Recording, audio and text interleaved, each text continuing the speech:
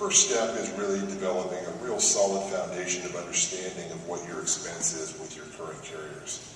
It's very easy to go pull some accounting reports and understand what your total, all the checks are you write to the carrier, but what comprises that? What percentage of that is actual transportation expense? What percentage is fuel? What percentage are accessorials and surcharges? Which accessorial and surcharges are directly impacting your business most predominantly? What kind of billing adjustments are you receiving? Are you getting a lot of dimensionalized weight adjustments on a weekly basis, residential adjustments? You name it. It's really important to understand all the different facets and details of what your carrier spend really is comprised of. And then in doing so, really approach the carrier with, I think, in a collaborative way and in a way that isn't restrictive to the carrier. It's very easy for all of us to get emotionally attached to a particular discount on a given mode that we may use a lot, or on a particular accessorial charge, maybe DAS is your hot button.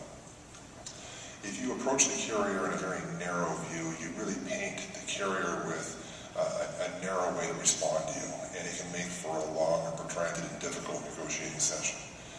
And what I encourage my clients to do is to approach a more collaborative approach and share overall goals and what you'd like to get out of the negotiation, but allow the carrier to come back to you with some creative solutions. You'll be surprised. I think you'll find yourself better utilizing your carriers, using their entire bandwidth and their resources to your benefit, and you give them the opportunity to come up with some creative ways to meet your cost objectives at the same time without having to beat someone up over a ground commercial discount. How often, realistically, can you renegotiate with the carrier, with the big guys? I just signed a renewed contract in October. Yesterday's session and today's sessions have given me a lot of ideas about when to go back. Now too early? Tomorrow? Yeah. That's a very good question. And having sat on the other side of the desk for a number of years, there were a number of clients that kind of became the boy who cried wolf. And there's definitely a diminishing return on going back to the carrier multiple times.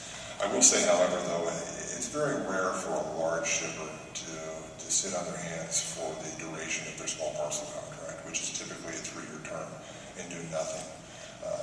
I would say, in order to be credible and approach the carrier on an annual basis is at the minimum a great way to approach it. So we're all faced with big decisions when it's time for the general rate increase. Number one, understanding what that average increase really impacts on a bare necessities or Vermont teddy bear or whatever. It's a different number. You need to understand that, and I think you need to do some things to mitigate those expenses. It's very difficult to pass those expenses on to your consumers. And then if there's any other event that occurs in addition to that, such as you've launched a new product offering, you're endeavoring on a new marketing venture, you're looking at a new distribution location, anything that meaningfully impacts your business, positive or negative, changes the characteristics, I think that's a great time to sit back down again. But at a minimum, once a year around the GRI, and then any other significant event in your business that gives a credible reason to sit down and discuss that again, I think you're going to get the greatest return and response from the carriers. And Matt, you've got the luxury of having a large number of packages because of your